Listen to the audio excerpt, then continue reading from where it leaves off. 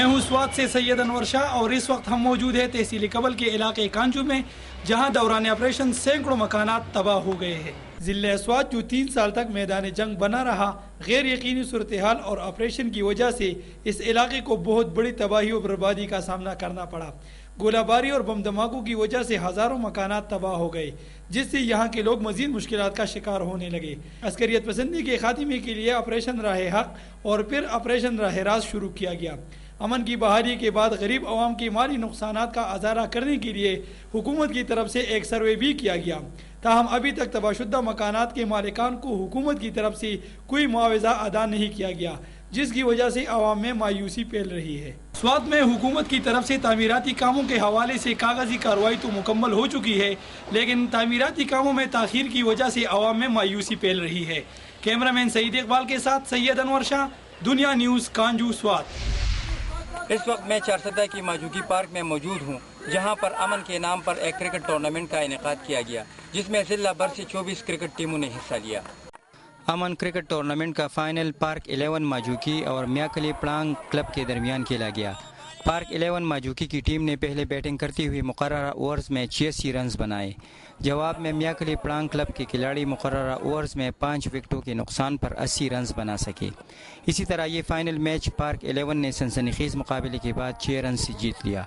اس موقع پر یہاں موجود سینکڑوں شائقین نے جیتنے والے کھلاڑیوں کو داد تحسین پیش کی۔ میچ کے اختتام پر جیتنے والے کھلاڑیوں میں انعامات تقسیم کیے گئے۔ ٹورنامنٹ میں ضلع بھر سے 24 کرکٹ ٹیموں کے 360 کے قریب کھلاڑیوں نے شرکت کی۔ ٹورنامنٹ ضلع میں کرکٹ کا بہت بڑا میلہ بنا رہا۔ ٹورنامنٹ کے آرگنائزرز کے مطابق وہ آئندہ کے لیے ہر سال امن کے نام پر اسی جگہ کرکٹ ٹورنامنٹ منعقد کریں گے۔ فائنل میچ کے مہمان خصوصی ANP کے ضلعی رہنما حاجی قاسم علی محمد زئی تھے۔ انہوں نے کھلاڑیوں پر زور دیا کہ وہ اپنے کھیل کے ذریعے علاقے میں امن کو فروغ دیں۔ انہوں نے مستقبل میں بھی ایسی ہی صحت مندانہ سرگرمیوں کے انعقاد کے لیے اپنے تعاون کا یقین دلایا۔ کیمرہ مین نصر اللہ خٹک کے ساتھ ریاض الحق، دنیا نیوز، چارسدہ۔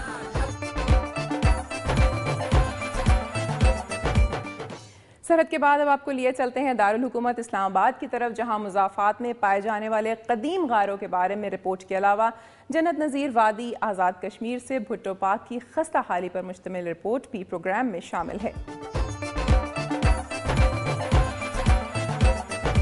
میں اس وقت موجود ہوں وفاقی دارالحکومت کے مضافات میں مارگلا کی پہاڑیوں میں قائم 3700 سال قدیم غاروں کے سامنے، جو بدھ مت کے ماننے والوں کے لیے بہت اہمیت رکھتی تھی۔ Pakistan archaeological and historical society کی تحقیق کے مطابق ان غاروں میں بدھ مت کے ماننے والے عبادت کیا کرتے تھے۔ سن 1947 تک یہ غار اپنی اصلی حالت میں موجود تھے، لیکن قیام پاکستان کے بعد اداروں کی لاپرواہی اور انتظامیہ کی غفلت نے ان تاریخی ورثوں کا حلیہ بگاڑ دیا ہے۔ آج ان غاروں میں جانور باندھے جا رہے ہیں اور 10 قدیم غاروں میں سے صرف 2 باقی ہیں۔ معروف تاریخ دان پروفیسر احمد حسن دانی مرحوم نے ان غاروں کو محفوظ بنانے کے لیے 7 کروڑ 60 لاکھ روپے کا منصوبہ ڈیزائن کیا تھا، مگر اسے عملی جامہ نہیں پہنایا جا سکا۔ اسی علاقے میں 1000 سال پرانا ایک ایسا کنواں بھی موجود ہے جسے شہاب الدین غوری کی فوج نے کھودا تھا۔ کہا جاتا ہے کہ شہاب الدین غوری کی فوج نے یہاں 6 ماہ قیام کیا۔ شہاب الدین غوری اور سکندر اعظم جیسے تاریخی سپہ سالار نہ صرف ان قدیم راستوں سے گزرے، بلکہ انہوں نے یہاں ہونے والی جنگوں میں حصہ بھی لیا۔ ان قیمتی اثاثوں کی تاریخ مرتب کرنا تو درکنار، انہیں محفوظ بنانے کے منصوبے بھی اب تک CDA کی فائلوں میں دھول سمیٹ رہے ہیں۔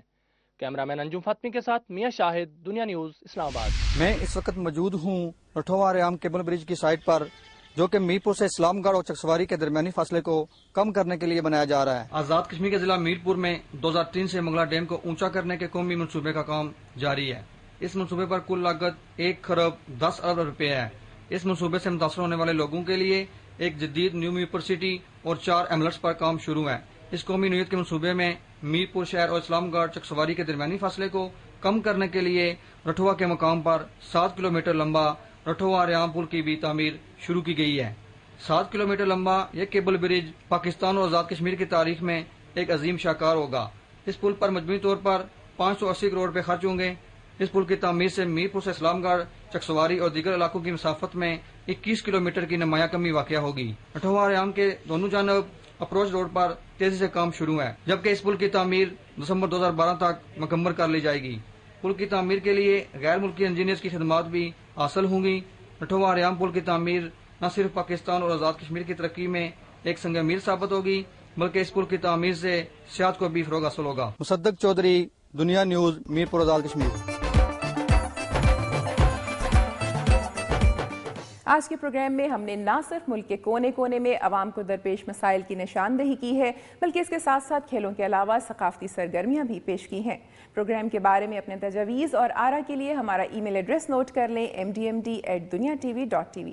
कल फिर मुलाकात होगी कुछ नई रिपोर्ट्स के साथ। तब तक के लिए अपना ख्याल रखिए। अल्लाह हाफ़िज़।